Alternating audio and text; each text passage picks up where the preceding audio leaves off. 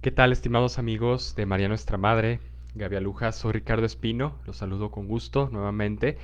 Y bueno, en esta semana vamos a considerar el tema del Espíritu Santo, debido a que nos estamos ya aproximando a la fiesta, a la solemnidad, más bien dicho, de Pentecostés, ¿no? La venida del Espíritu Santo sobre los apóstoles, pasados esos 50 días de júbilo, de gozo por la Pascua del Señor, por la resurrección del Señor, nos adentramos ahora en un periodo que, bueno, a partir del lunes siguiente en adelante, volverá a ser ordinario, pero ya con esa viva presencia, con esa motivación, con esa fuerza, ese ímpetu del Espíritu Santo. Y debemos de hacerlo con esa conciencia como la que tuvieron los primeros cristianos, de saberse, pues sí, débiles, frágiles, necesitados de la gracia y la acción de Dios, pero muy confiados en que precisamente en virtud de esa gracia vamos a poder realizar nuestra misión, nuestros objetivos de vida y por supuesto nuestra misión como cristianos en esta tierra, ¿no? Prepararnos pues para evangelizar, para ser testigos de Cristo, de su evangelio, en todo lo que hagamos. Y esto es algo que muchos santos lo han entendido desde los primeros siglos.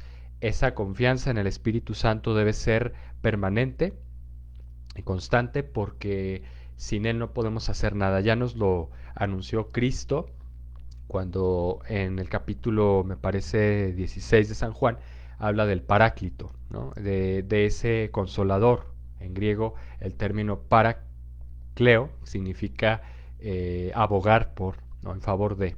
Entonces el consolador, el Espíritu Santo, es aquel que nos da esa fuerza, eh, ese ímpetu que muchas veces nuestro espíritu, nuestra alma necesita para poder realizar la voluntad de Dios en cada circunstancia, en cada momento de nuestro día a día. Esto es algo que en general debemos de pedir, el don del Espíritu Santo, la acción del Espíritu Santo que nos provee a su vez de esos 7 grandes dones, ¿verdad? Que lo sabemos, para ayudarnos en cada circunstancia de nuestra vida. Quisiera primero, bueno, ya que hablamos de Pentecostés, tratar de invitarlos a que nos situemos en esa circunstancia, en aquel contexto del primer siglo, ¿no? Del cristianismo, cuando pasada la ascensión del Señor a los cielos, festividad que acabamos de celebrar la semana pasada, jueves o domingo de la semana pasada, en la séptima ya de Pascua, el Señor les promete que enviará de nuevo al Espíritu Santo, que debemos de esperarlo, debemos de acogerlo en nuestro corazón.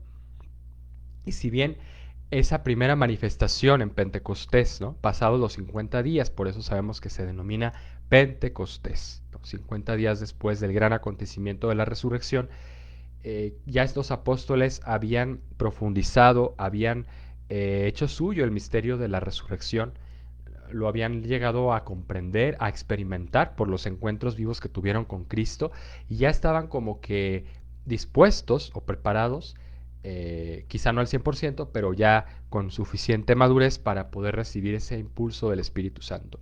Y vamos a decir que Pentecostés viene a marcar un parteaguas en la historia, no solo de la primera comunidad cristiana, no solo del cristianismo, sino de la humanidad, porque a partir de entonces se inicia, ¿no? En el mundo la evangelización a gran escala, ¿no? Con dimensiones o proporciones internacionales, porque sabemos que los apóstoles van a partir de Jerusalén, esa primera comunidad de 12, que juntamente con la Santísima Virgen María, como dice el texto de los Hechos de los Apóstoles, en el capítulo primero, esperaban, aguardaban en oración, ¿no? Y en un mismo sentir, eh, en una misma sintonía, la venida del Consolador, ¿no? ¿Y qué viene de ser el Espíritu Santo? Lo sabemos, el Catecismo nos habla muy claramente sobre la función que tiene el Espíritu Santo en nuestra vida, y que precisamente todos reconocemos cuando rezamos el credo, ¿no? Si lo hacemos con la conciencia de vida, ¿no? No solamente repitiendo palabras así como de dientes para afuera, sino sabiendo concentrarnos, sabiendo atender aquello que nuestros labios están profesando, ¿no? Que muchas veces ya no nos detenemos a veces a considerar, y es importante hacerlo. Y cada vez que dirijamos al Espíritu Santo nuestra oración, como la hicieron los primeros apóstoles, la primera comunidad cristiana, debe ser confiada y debe ser consciente. dejar precisamente que el Espíritu Santo nos tome como esos instrumentos, tome nuestra mente, nuestra razón, ¿no?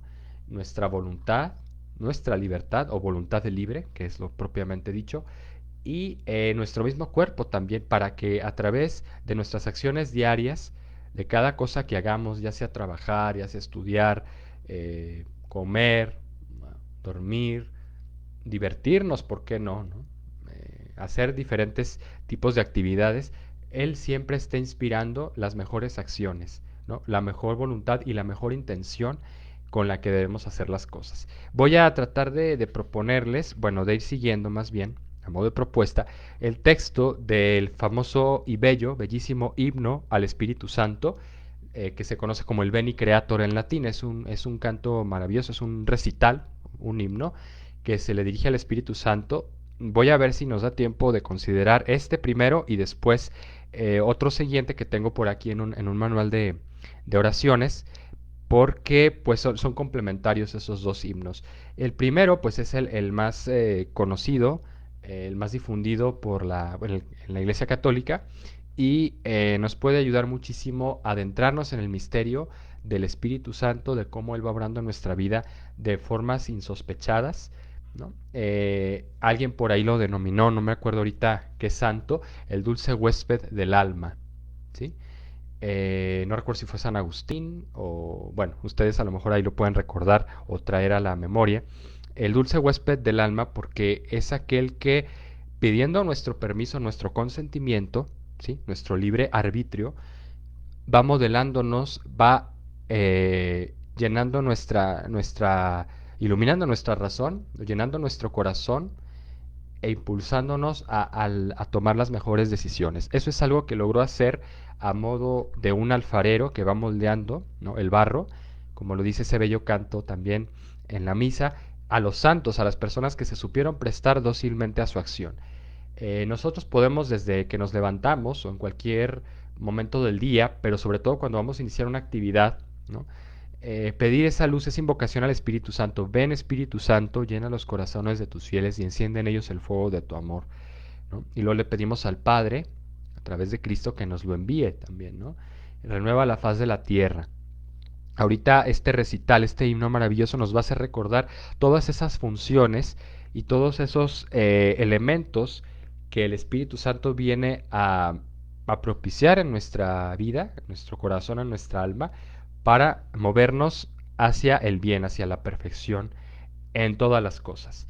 Voy a iniciar, por tanto, no sin antes, bueno, recalcar el tema que mencioné sobre primera comunidad cristiana, perdón que lo vuelva a traer a colación, porque debemos nosotros de preguntarnos, de plantearnos en esta solemnidad de Pentecostés del próximo domingo, ya pasado mañana, 23 de mayo, según la fecha litúrgica, en la disposición que nosotros tenemos a la acción de Dios en nuestra vida. Si nos fijamos y nos tratamos de poner en el lugar, en el contexto de esa primera comunidad cristiana, estaban ellos unidos, ¿no? Aguardando, rezando, en permanente vigilia, que vigilia es la espera, ¿verdad? La preparación. Y podemos preguntarnos en cada contexto particular, personal, familiar, sobre todo familiar, cómo estamos nosotros preparándonos a la acción de Dios día con día. Si lo hacemos en oración, en esa sintonía, en esa unidad, o estamos como que cada quien en sus ocupaciones, en sus responsabilidades, y muy a duras penas, quizá el fin de semana, nos damos el tiempo para convivir, para interactuar, para dialogar en familia, ¿no? Y es muy importante que esa sintonía la estemos cultivando, la estemos fomentando, porque como dice Cristo mismo y lo promete, donde hay dos o tres, o dos o más de dos o tres o más, se reúnan en mi nombre, ahí estoy yo en medio de ellos. ¿Sí? O sea, voy a estar presente, vivificándolos, inspirándolos, iluminándonos y fortaleciéndonos en mi nombre, a través de ese paráclito, como dice el texto bello de San Juan, ese consolador, ese abogado, aquel que aboga en favor de nosotros, que nos da ese consuelo, ¿no? Esa inspiración hacia el bien y que intercede también por nosotros, ¿no? Es Dios mismo en su tercera persona, ¿sí? Como si hablásemos de Dios de tres dimensiones, aunque son personas, ¿no?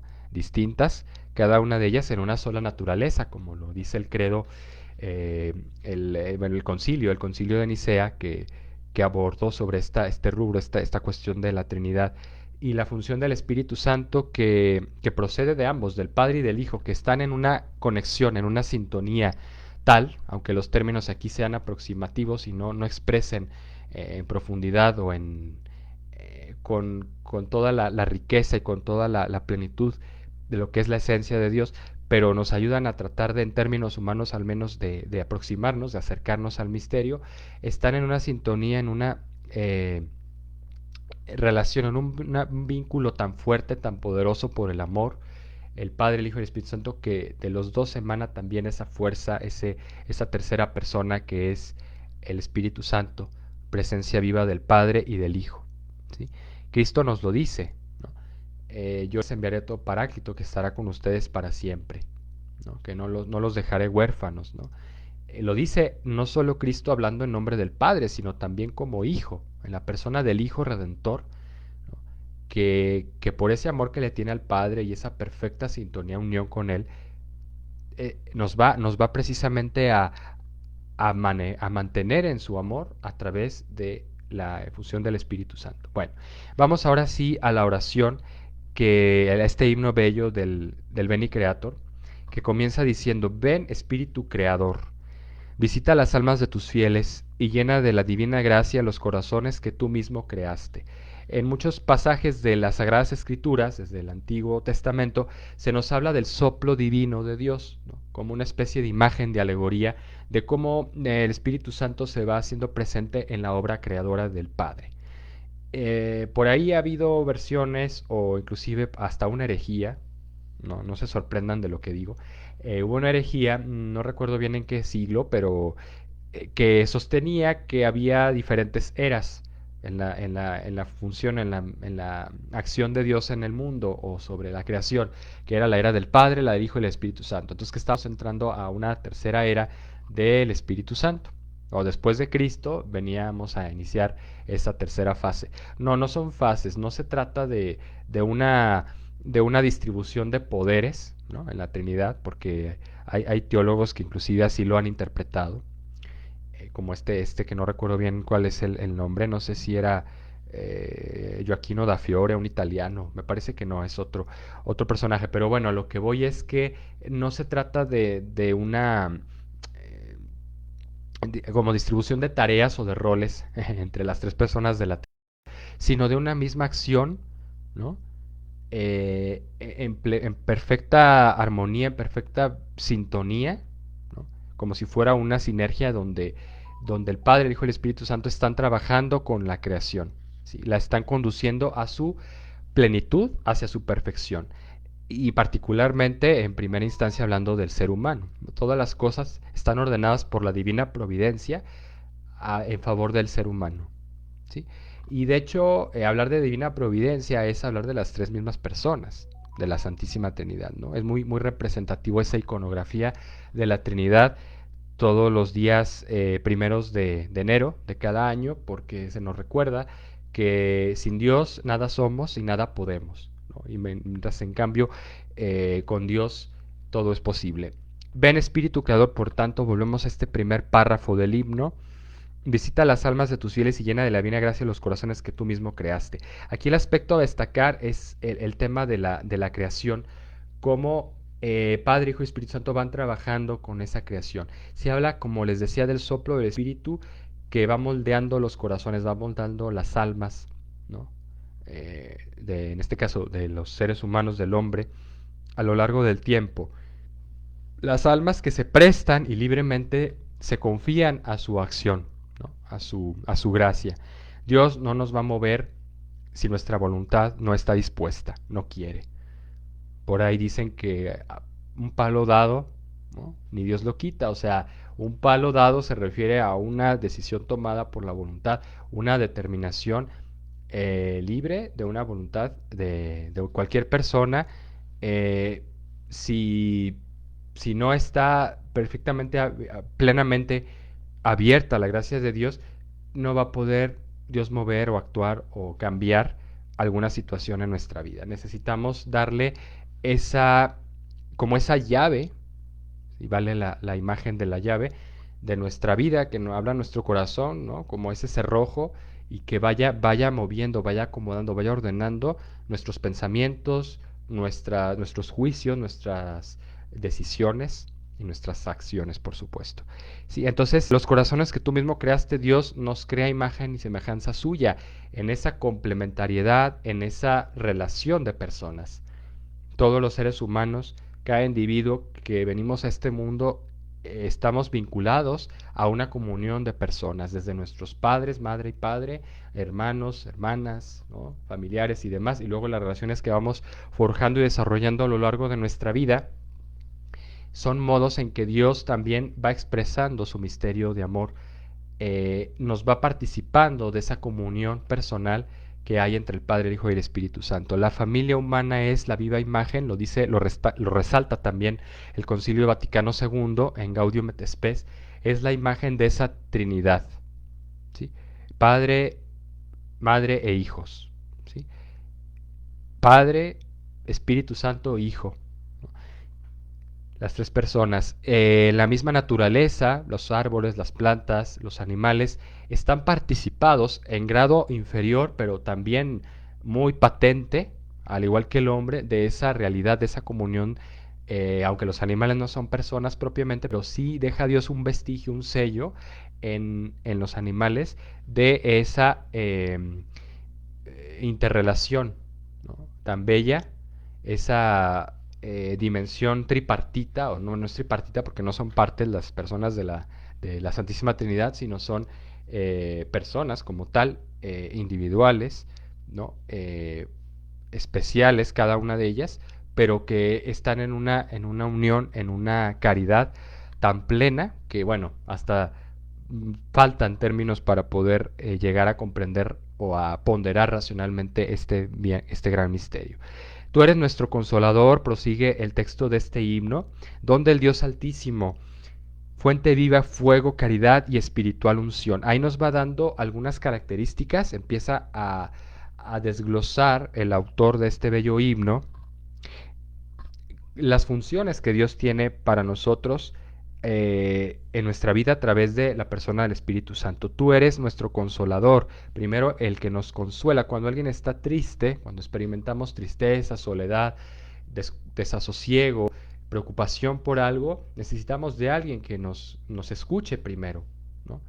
Con el que podamos desahogarnos, que nos sintamos comprendidos, escuchados, amados, y esa es la función que viene a realizar plena y persistentemente el Espíritu Santo en nuestra vida. Por eso debemos pedirle a Dios ese don de consuelo, ¿no?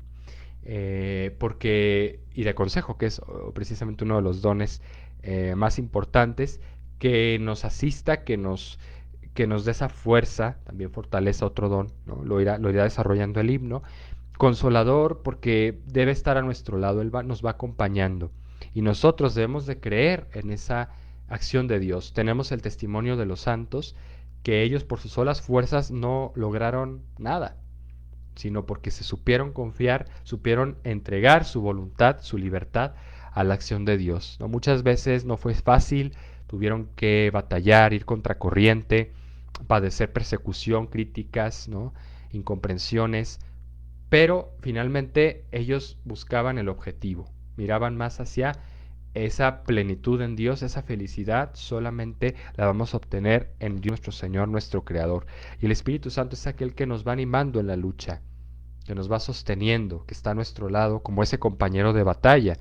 ¿Cuántas películas en el cine nos han mostrado el valor del compañerismo, ¿no? De los soldados que caen en la batalla, en la lucha, y que siempre hay alguien que los tiende la mano, que los levanta, que los toma sobre su espalda, sobre sus hombros y los ayuda, a, los salva o los trata de animar, ¿no? Y esa es la acción de Dios en nuestra vida. Dios del Dios Altísimo, y luego dice fuente viva, fuego, caridad y espiritual unción.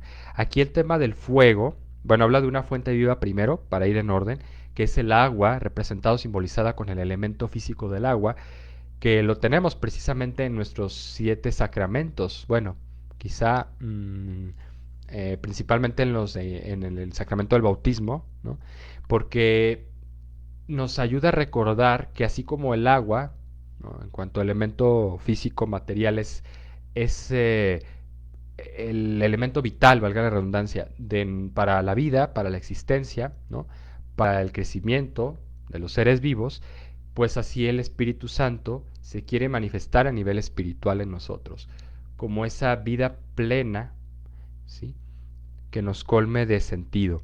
Y luego el fuego, la caridad. El fuego y la caridad muchas veces se relacionan en las Sagradas Escrituras, o el fuego viene a simbolizar la alegoría, ¿no?, de la caridad, de ese fuego ardiente, de las cuales son las propiedades del fuego, pues calentar, ¿verdad? Calentar, avivar, ¿no?, nutrir, cocer, precisamente es una de sus funciones importantes, darle como consistencia a las cosas, pero también destruir aquello que pues ya se tenga que desechar.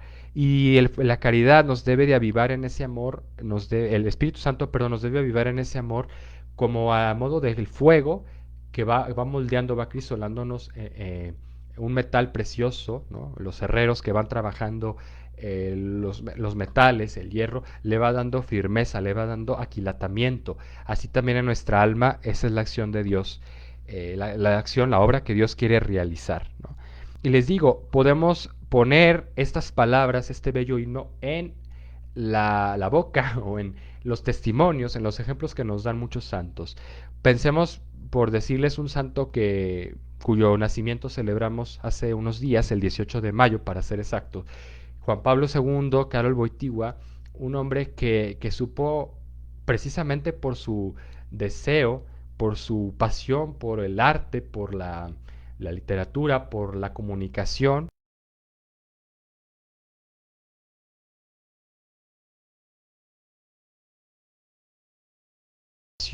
de, del poder de la palabra, ¿sí? Y porque él supo encontrar precisamente en los libros, en el pensamiento, la iluminación del Espíritu Santo, ¿no?, esa fuente viva, ¿no?, esa agua, y de la cual se supo él empapar cuando vinieron momentos duros de tribulación, ¿no?, de contrariedad, como fue vivir bajo el régimen nazi en la Segunda Guerra Mundial durante la invasión a Polonia, y él empezó a descubrirse, empezó a abrir, a ensanchar su corazón al enciendo del Espíritu Santo a través de lecturas, pero sobre todo a través de las relaciones que hace con varias personas, sus mismos compañeros que sufrían los estragos de la guerra, aquellos que desafortunadamente fueron deportados, y uno en especial que fue un famoso sastre, amigo entrañable de Juan Pablo II, que fue Jan Tyranowski, quien le introdujo conocimiento de la teología espiritual de San Juan de la Cruz y Santa Teresa de Jesús,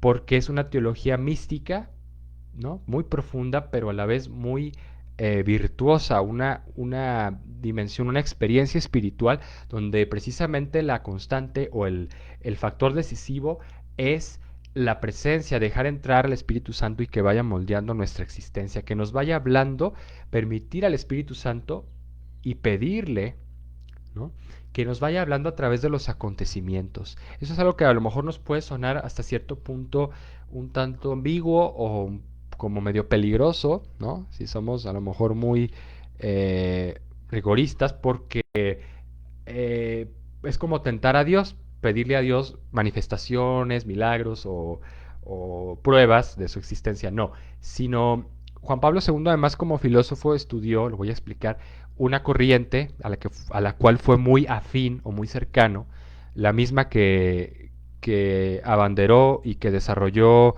Edith Stein, una Santa Teresa Benedicta de la Cruz ya conversa. Esta corriente de la fenomenología, en síntesis, viene a decir que la vida y el sentido de la existencia está basado o se va conformando por las lecciones que aprendemos de nuestras experiencias. Es decir, cada experiencia que vivimos nos va marcando, nos va dejando una huella, una lección de vida, un mensaje. Y es permitir que nuestra conciencia, que nuestra razón, nuestra voluntad se vaya conformando, se vaya enriqueciendo de significados a través de las experiencias que vivimos, ya sean buenas o malas. Y Juan Pablo II supo ver en la guerra, precisamente en esas circunstancias tan catastróficas de deportación, de abuso, de violencia, pues la mano de Dios que iba instándolo, que iba empujándolo como a lograr un bien mayor. Hasta cierto punto Juan Pablo II era partidario de a nivel intelectual, de ser un promotor de las artes, de la cultura, del pensamiento, ¿no? Eh, y se dio cuenta de que eso no era suficiente porque realizaban obras de teatro, ¿no? Presentaciones ocultas, como si fueran las catacumbas, ¿no? Por temor a que fueran descubiertas por el régimen nazi, y se dio cuenta de que aunque eso sí impulsaba el sentido patriótico, los valores, los ideales y la esperanza de la gente, no era suficiente. Además estaba como que dependiendo mucho de la voluntad humana, y se necesitaba algo más profundo que fuera precisamente la fe, y es a lo que Juan Pablo II se abraza, sobre todo tras haber perdido a su madre, a su padre, a su hermano, en esas circunstancias tan terribles, y va haciendo suyos, y por eso les propongo que hagamos este ejercicio, las palabras que están recogidas en este bello texto de El Beni Creator. Continúa el texto, dice: tú derramas sobre nosotros tus 7 dones, ¿no? Tú el dedo de la diestra de Dios, tú el prometido del Padre, tú quien pones en nuestros labios los tesoros de tu palabra, ¿no? Es aquel que va realizando la obra, ese alfarero, ese artesano, o si lo vemos, si lo dimensionamos bajo la alegoría, la ilustración de un campo, pues es ese campesino, ese agricultor, ese hombre que va trabajando la tierra, ese sembrador, como lo dice la parábola bellísima en los evangelios sinópticos, del sembrador que sale a depositar la semilla en diferentes terrenos. Cada uno de nosotros somos esos terrenos tan diversos, tan originales, tan especiales, porque cada uno de nosotros somos distintos, únicos e irrepetibles, ¿no? Desde la visión filosófica de la persona también lo podemos comprender. Un individuo, ¿no?, de naturaleza racional, ¿no? Una sustancia individual, mejor dicho, de naturaleza racional. Un ser que existe por sí mismo, que tiene valor en sí mismo y que está llamado a perfeccionarse, a autodeterminarse con libertad, con inteligencia y voluntad libre. Esa definición nos viene a arrojar mucha luz sobre cómo el Espíritu Santo también va a trabajar sobre nuestra disposición primera, que debe ser nuestro cuerpo, ¿no?, nuestras emociones, nuestros sentimientos, nuestra parte sensitiva, nuestra afectividad, nuestra mente, nuestro temperamento, nuestra estructura, ¿no?, y después nuestra razón, nuestro espíritu. Va poniendo en nuestros labios los tesoros de tu palabra, como hizo con aquellos primeros apóstoles. Bueno, digo primeros, pero es la primera comunidad cristiana en sentido real.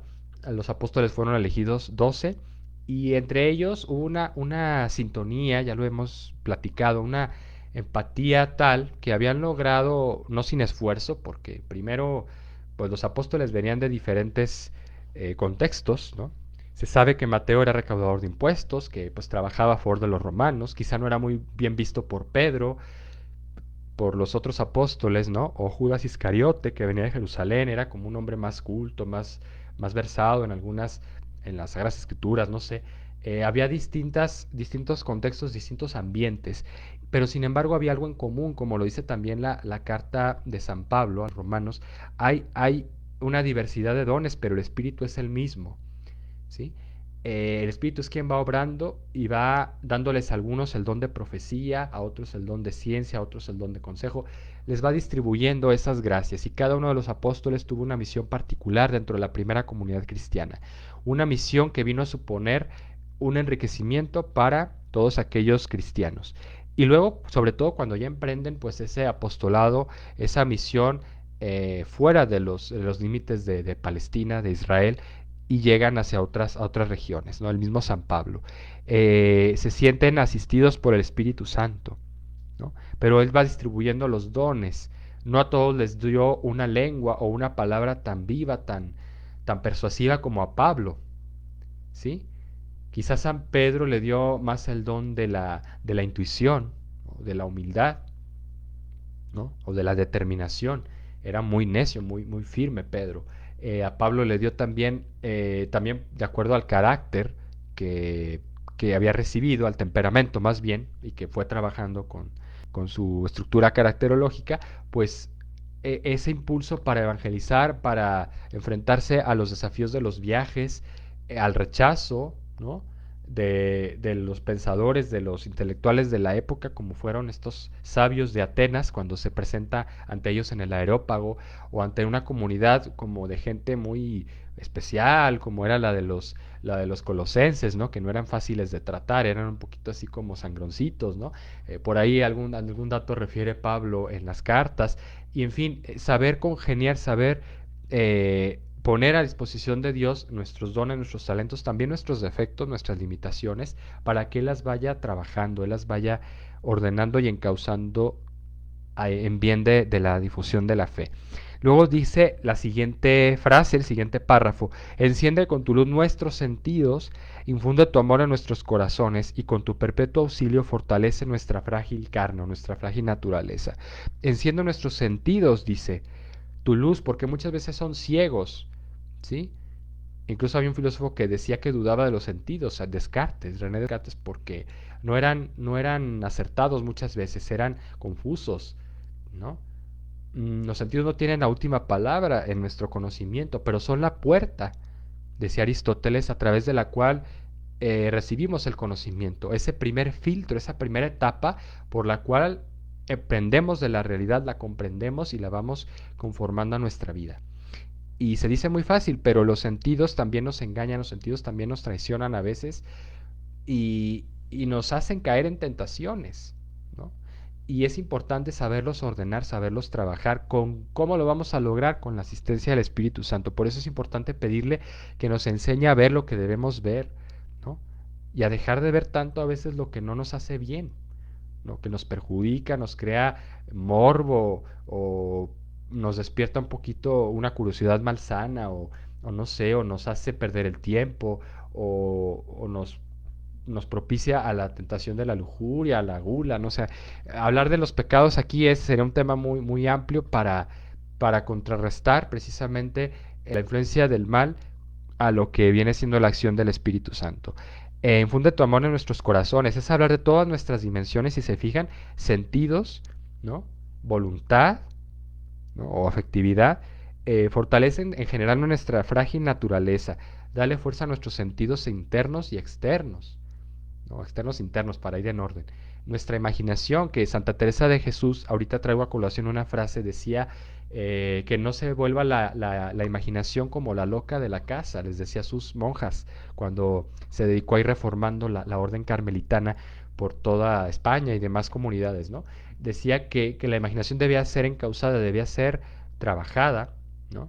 Con esfuerzo, porque muchas veces nos hace que nos perdamos, que nos distraigamos, que nos desenfoquemos de nuestros objetivos o de lo que Dios quiere para nosotros, ¿no? Porque estamos muy dispersos y más con la tecnología, con las redes sociales, con el celular, con tantos medios digitales, nos vamos como que dispersando en nuestros sentidos externos, internos, nos vamos desvirtuando, nos vamos desordenando y vamos perdiendo a veces esa no solo coherencia de vida, sino ese orden, esa armonía en, en nuestra afectividad, nuestros afectos. ¿Por qué? Porque parece que estamos ya a merced de nuestros apetitos, de nuestros caprichos, de nuestras pasiones y damos rienda suelta a tal grado que nos descontrolamos, ¿no?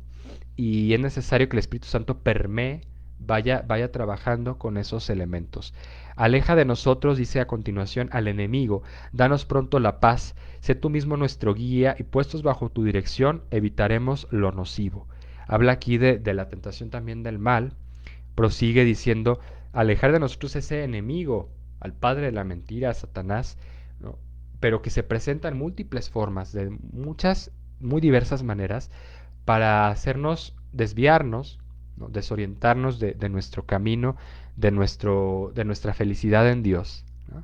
Y del cumplimiento de nuestra misión también, la que Dios nos ha asignado y que debemos poner todos los medios para lograrlo. El Espíritu Santo debe ser, por eso, como dice y recalco, nuestro guía.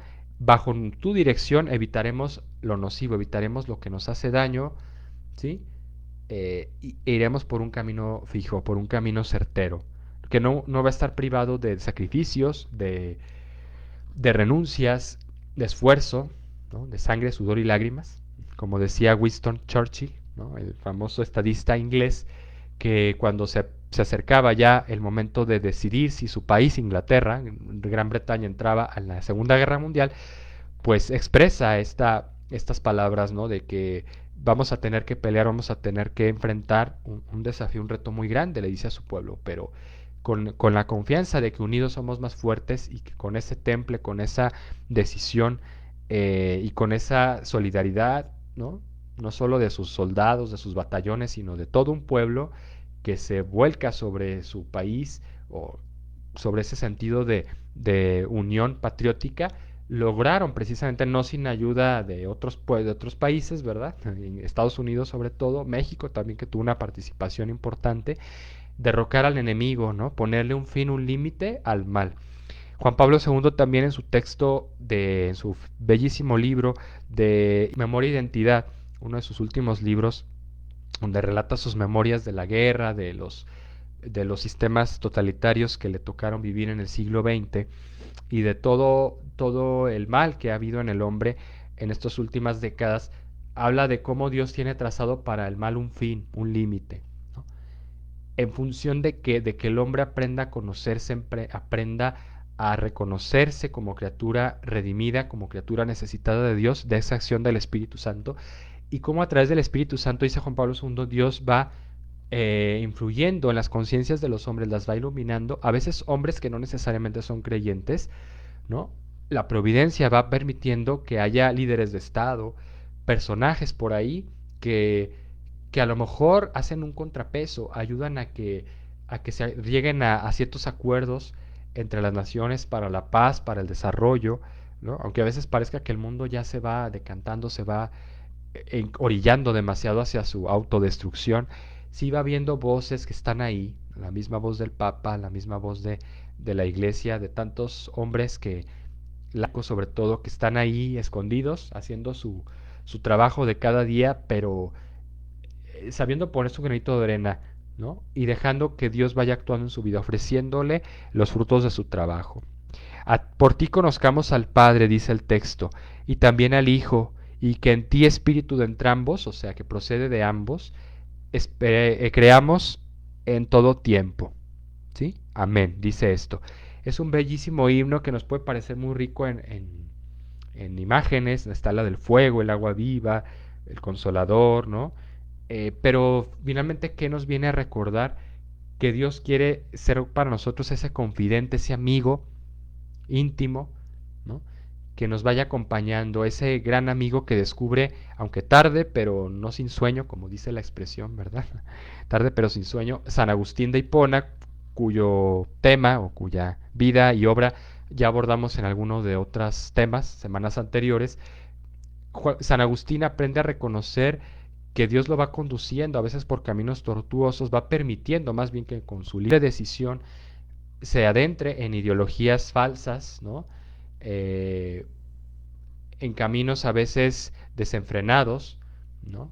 Moralmente hablando, pero todo eso le va avivando en él esa hambre, esa sed de Dios que el Espíritu Santo le va a mostrar a través de personas concretas, como es San Ambrosio de Milán, ¿no? Un gran referente para San Agustín, que se vuelve para él un amigo y un testimonio decisivo en su conversión, ¿no? Porque logra ver un hombre con el que se identifica a nivel humano, ¿no? Con un hombre con una gran oratoria, con un gran don de palabra, con mucha y muy buena argumentación, ¿no? Para hablar de la fe racionalmente, que esto lo atrapa, lo cautiva y después él dice, claro, veo que aquí realmente Dios me está hablando con mucha claridad y con mucha contundencia y me está indicando que debo yo de rendirme ante él, de reconocer, ¿no?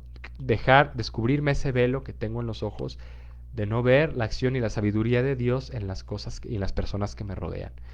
Y eso es algo que, hablando del tópico del día de hoy, de este tema, que es el Pentecostés del siglo XXI, quisiera ir concluyendo en el sentido de proponerles a ustedes una reflexión sobre cómo pensamos que el Espíritu Santo va a seguir actuando en nuestra vida, así como lo hizo con esa primera comunidad cristiana hace 2000 años casi ya. ¿Qué tiene que haber? Porque seguramente hablamos de que Dios todo lo puede, efectivamente para Dios no hay límites, ¿no? Pero sí necesita y quiere, bueno, quiere necesitar, más bien para corregirme, de nuestra colaboración, de nuestra disposición libre para obrar, y necesitamos nosotros primero tener conciencia de su existencia, de su acción permanente en nuestra vida, así como lo tuvieron los santos, vuelvo a repetir. Estos santos que no son tan lejanos a nosotros, bueno, San Juan Pablo II, este mismo niño que recientemente fue, niño italiano, Carlo Acutis, que fue beatificado, gran apóstol de la juventud, no apóstol de la Eucaristía, como se le ha denominado, porque era un niño que vivía con alegría, y esa alegría no le brotaba nada más de su carácter o de su forma de ser, ¿no? Así espontánea, sino que él oraba, era un niño con una fuerte vida de oración, de unión con Dios, y el Espíritu Santo le iba propiciando, le iba como infundiendo ese don, ese soplo, ¿no? Que era la alegría que compartía, que irradiaba a los demás, y que nos expresaba de cómo la vida en Dios es posible, ¿no? Se puede evidenciar, se puede mostrar cuando nos dejamos guiar por el Espíritu Santo. Cuando tenemos que tomar decisiones difíciles, ¿no? Ante una encrucijada, ante un desafío familiar, laboral o estrictamente personal, necesitamos ponerlo en manos de Dios, pedir al Espíritu Santo que ilumine nuestra conciencia, pero también mueva nuestra voluntad, como lo dice el himno, ¿sí? No solo saber qué es la verdad, sino también adecuar nuestra vida, nuestra libertad a la verdad, ¿no? La libertad no es otra cosa sino que la capacidad de tender hacia el mayor bien, ¿no? Porque hay una definición parcial o semidefinición de libertad, que es que tu libertad termina donde empieza la del otro, y que la libertad es respetar a todos o hacer el bien, evitar el mal. No, o sea, la libertad es obrar en función del mayor bien posible. O sea, es una capacidad que nos ensancha el alma, que nos ensancha el espíritu a conformarnos hacia la mayor plenitud de nuestro ser, ¿sí? No nos limita la libertad. No porque haya reglas, no porque haya normas, vamos a estar coaccionados, vamos a estar condicionados. No, esas normas precisamente nos advierten que hay ciertos límites y que hay eh, ciertas realidades que deben ser respetadas, como la vida humana, ¿no? Que es incondicionalmente eh, y definitivamente inviolable. Y son cuestiones que gracias a la acción del Espíritu Santo vamos nosotros entendiendo y vamos nosotros madurando, ¿sí? Cuando nos enfrentamos a todas estas ideologías destructivas, eh, materialistas o hedonistas del ser humano, que tratan de reducir al hombre a un producto, ¿no? A una máquina o a un enemigo para el mundo. Hoy en día se habla mucho del ecologismo, ¿no? De, de liberar al mundo de tanta contaminación, de cambio climático y demás. ¿Y hacia dónde se mira, dónde se pone el dedo acusador? En la persona, en el hombre, en el individuo, que cada vez se vuelve más eh, irracional, que cada vez... Pero ojo, el individuo no es malo, el individuo es hijo de Dios, es criatura redimida, ¿no? En sí ya trae el germen, como bien trae la inclinación al pecado, ya puede reconocer la acción de Dios en su vida y restaurar todo aquello que inclusive él mismo, por su irresponsabilidad, por su negligencia, haya corrompido. Entonces, en el hombre también está la respuesta al bien. No pensemos que debemos acabar con la humanidad, diezmar la población, no generar guerras, generar virus, ¿verdad? Como el que nos afecta hoy en día, para tratar de que el hombre aprenda la lección. No es con base en la violencia, no es con base en las reprimendas o en los castigos, ¿no? Que el hombre mismo también va viendo las consecuencias de lo que desata en la naturaleza con los desastres que se propician, pero esos son solamente signos que nos recuerdan que la asistencia de Dios está ahí, que el mundo, aunque haya desastres, no se acaba y que sigue brillando el sol cada día. Esperemos que siga habiendo agua y lluvia suficiente para nuestros campos. Hay que pedírselo también al Espíritu Santo, que así como Él vivifica, ¿no? Crea de nuevo las cosas, como dice la oración final, la última invocación del Beni Creator, renueva la faz de la tierra, pues que renueve nuestra propia faz interior de nuestro espíritu, ¿no? Nuestra conciencia, nuestra voluntad, pero recuerden también nuestros sentimientos, nuestras emociones, nuestra dimensión sensible, nuestras pasiones, ¿no? Permitir al Espíritu Santo que nos ayude a dominarnos, nuestra lengua, nuestra imaginación, ¿no? También sentidos internos que muchas veces nos descontrolamos, nos dejamos llevar por el impulso, por el mero estímulo externo. Hoy estamos tan sobreestimulados, hiperestimulados, ¿no? Desde los pequeños que están tan expuestos a la información y a los datos y a tanta cosa, a tanta imagen, a tanto eslogan, a tanta mercadotecnia, que nos volvemos como nos cosificamos, ¿no? Perdemos la dimensión, la distinción entre nosotros, sujetos, y el objeto, que está como un medio para ayudarnos, y no nosotros que somos el medio para satisfacer un sistema, una economía, Es que es muy delicado ese tema, y necesitamos pedirle, por tanto, al Espíritu Santo mucha luz, mucha asistencia, que nos ayude a distinguir el bien y el mal en cada decisión que tomamos, que nos ayude a distinguir que el pecado existe, ¿no? Y que muchas veces puede estar tan instalado en nosotros que no nos damos cuenta, ¿no? Tan acomodado como en una falsa interpretación de, de la vida de las personas, ¿no? Aquellos que se dedican a violentar, aquellos que se dedican a manifestarse agresivamente, pasar por encima de quien sea, pues, y no pensemos solo en ellos, pensemos cuántas veces nosotros con nuestra crítica, con nuestras palabras hirientes, también hacemos eso, violentamos, ¿no? Que nos vaya Él impulsando, que nos vaya Él moldeando hacia el bien. Dejémosle en esta fiesta, en esta solemnidad de Pentecostés, que vaya moldeando nuestra vida, que nos vaya conformando hacia el bien, hacia la misión que Dios nos tiene preparada. Muchas veces nos va no a agredir, pero nos va a doler, ¿no? Esa acción de Dios, porque como dice también por ahí, ha circulado un video de una película, ¿no? Del 2003-2004, que se llama Todopoderoso, interpretada por Morgan Freeman, que sale Dios en la persona de Morgan Freeman a interactuar con la gente, ¿no? Con el protagonista principalmente, pero también con otras personas que va viendo por el camino, que están pues frustradas, que están desanimadas. Una señora en concreto que dice que ya no tiene paciencia, y entonces él le hace ver que si tú le pides a Dios paciencia, crees que te va a dar la paciencia, así la virtud como varita mágica, ¿no? O te va a permitir dar ocasión para que te ejercites en la paciencia. Qué sabio es este comentario, ¿no? Esta línea, este guión de la película. Poder ver que precisamente Dios nos va a propiciar ocasiones para ser más virtuosos, pero que no estamos solos, que el Espíritu Santo, como Él lo prometió, nos va a estar asistiendo. Creo que este tema pues ya estuvo bastante considerado. A lo mejor podemos haber dado muchos más ejemplos en la vida de los santos, pero ahí están. Ver la vida de los santos no como personas, ya lo hemos considerado en ocasiones anteriores, perfectas, personas intocables, ¿no?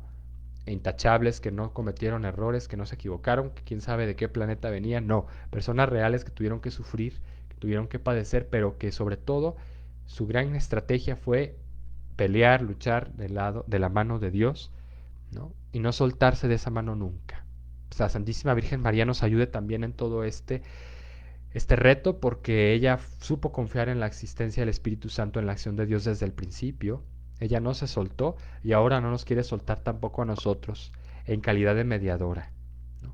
La Santísima Virgen viene a ser también una manifestación permanente de la acción del Espíritu Santo, porque Dios le va permitiendo a María manifestarse, ¿no? A través de un sinnúmero ya de apariciones, de si bien revelaciones, algunas otras privadas, pero también en nuestra vida con el rezo del rosario vamos a estar en esa sintonía con Dios. Ella, que es la primera que dio su fiat, la primera que le dio su sí, su confianza al Espíritu Santo, ¿quién mejor que ella nos puede ayudar a mantenernos fieles, perseverantes en esa sintonía con Dios? Agradezco el favor de su atención, seguimos ahí en contacto. Ojalá estos temas nos enriquezcan, nos ayuden a avanzar en nuestra fe, ¿no? A ser más reflexivos, más profundos, menos superficiales, ¿no? Todos debemos de trabajarlo, y pues que tengan un excelente fin de semana, también vivir un santo día de Pentecostés, ¿no? En familia, compañía de nuestros seres queridos, de nuestros hijos, de nuestros padres, y pedirle para todos ese don al Espíritu